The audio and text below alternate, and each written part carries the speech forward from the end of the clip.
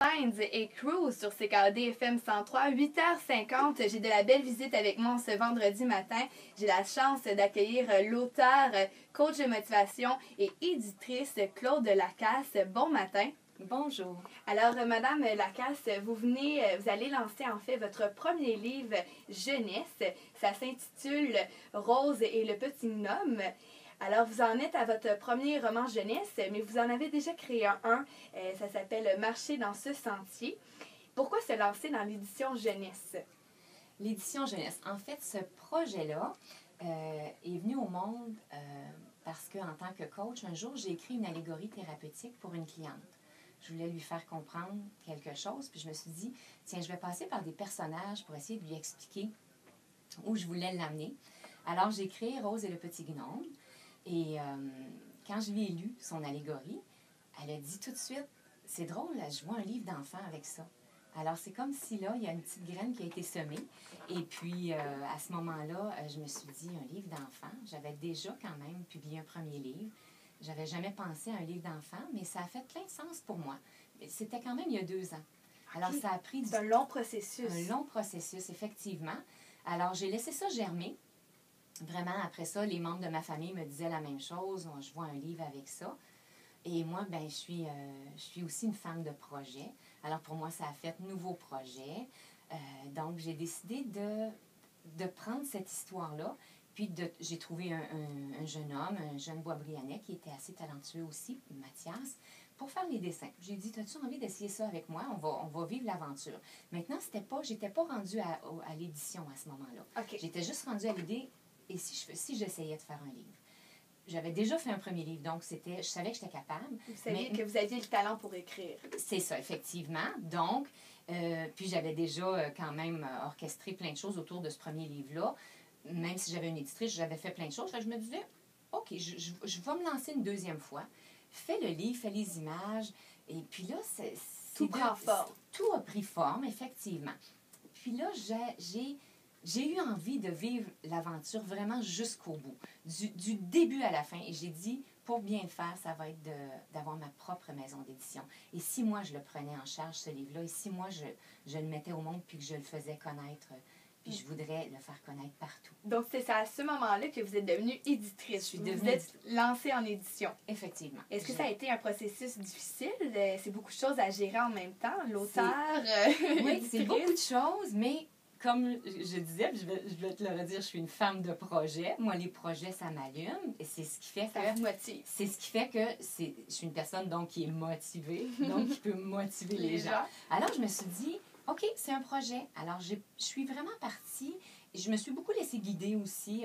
J'ai été très ouverte. Qu'est-ce que j'aurais besoin, tout ça. Mais je suis allée faire une chose très importante. Je suis allée suivre une formation avec une dame qui est assez exceptionnelle, Chantal Blanchette. C'est les formations mini-génie. Puis elle coach les auteurs. Okay. Puis elle coach les gens qui veulent ouvrir des maisons d'édition, puis qui veulent publier. Puis elle vous donne les outils pour apprendre. Nous donne, oui. Alors, j'ai fait 2 fins de semaine intensives avec cette femme-là. J'étais super outillée. Alors, je suis partie avec mes cartables, toutes mes notes, et j'ai été étape par étape.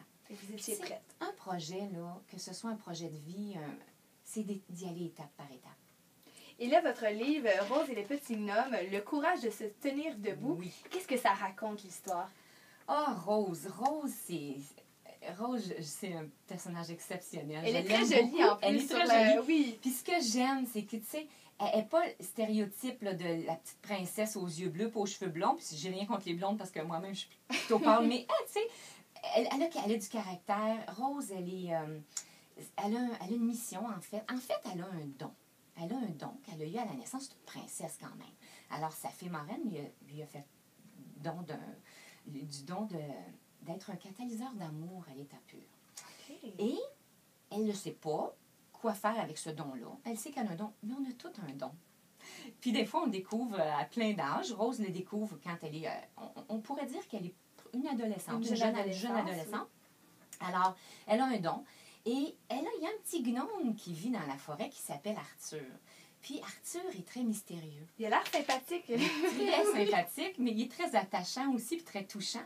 Alors elle veut découvrir. Elle sait qu'il y a quelque chose qui se cache dans le cœur d'Arthur, puis elle est convaincue de ça.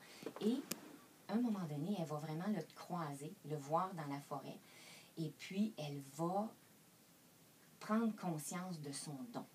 C'est Arthur qui va lui faire réaliser comment elle peut exploiter son don. Puis je ne veux pas trop vous en dire parce qu'il y a plein de belles choses, sauf qu'elle va donner, en fait, elle va donner le courage à Arthur de se tenir debout.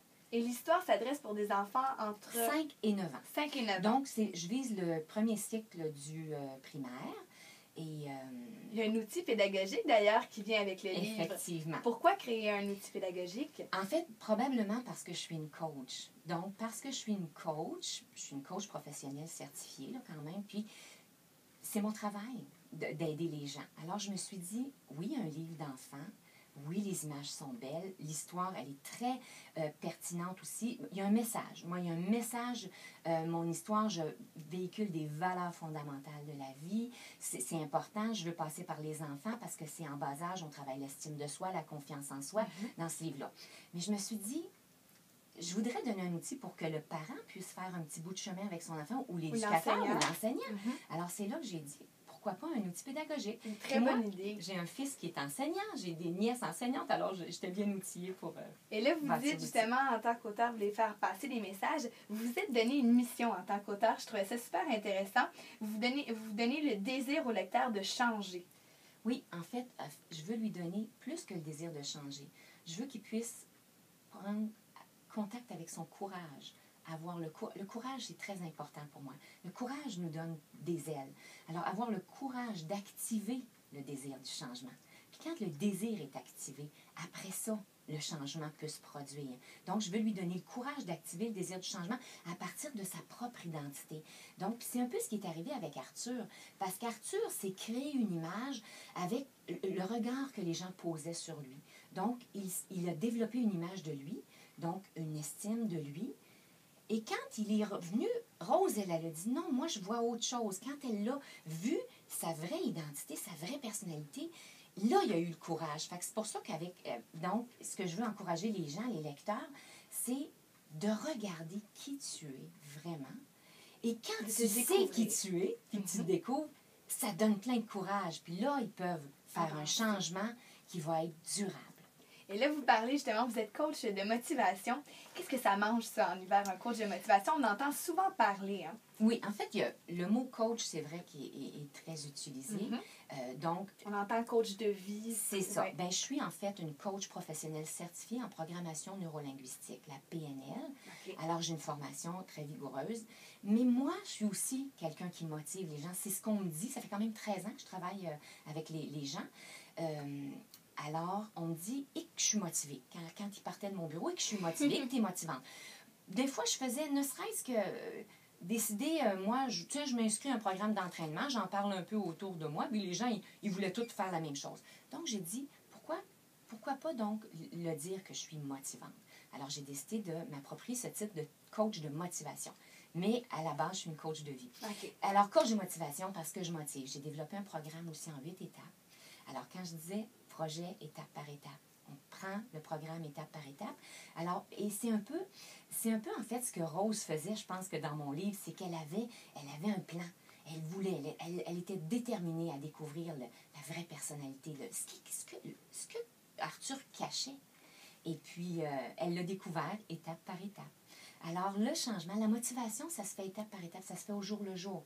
Des fois, on est découragé en plein après-midi, mais de juste se dire, demain, ça va être une autre journée.